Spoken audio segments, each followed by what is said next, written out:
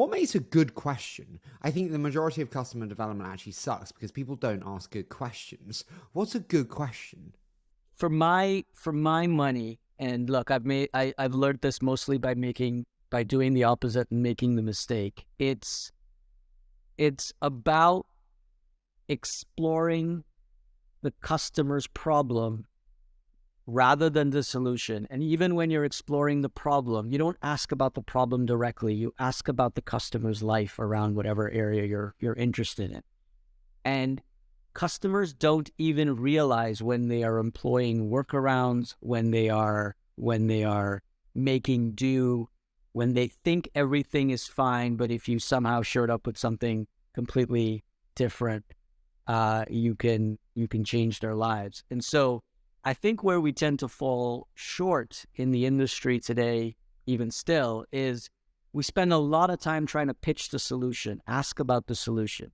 We spend not nearly enough time talking about the problem. And when we are talking about the problem, we're mostly asking about it rather than asking around it and observing around it, because it's our job to synthesize that. Do you worry that by asking around it, you can lead them to a conclusion?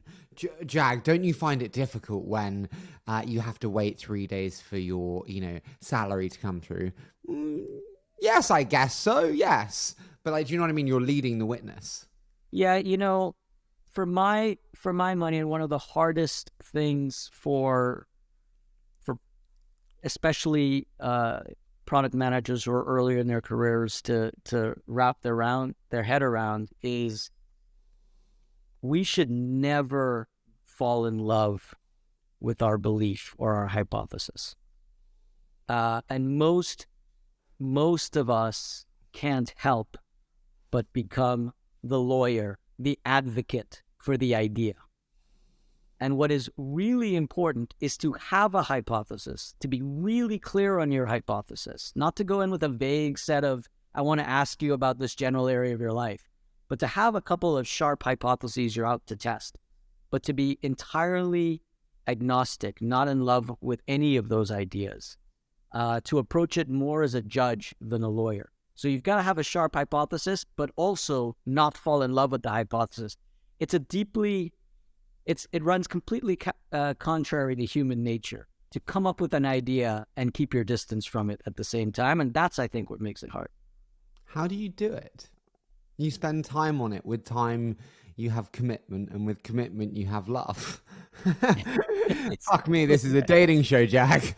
But when you've sacrificed other things to dedicate time and commitment and energy and passion to it, it's human nature. How do you detach yourself from it? Yeah, the one step, which is very hard, but is not even enough, is to at least fall in love with the problem, not the specific solution. David, just to take that Nubank example, was in love with the potential of unleashing the Latin American consumer who was being really badly served. He wasn't in love with, I need to build a credit card because of XYZ reason or business case.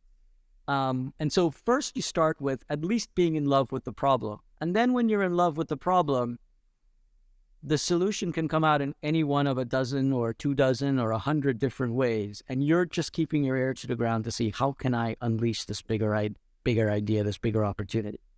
That's the key. Whereas falling in love with a specific idea before you've proven it just means you're going to end up leading the witness, and you're going to hear what you want to hear. And that's always a trap.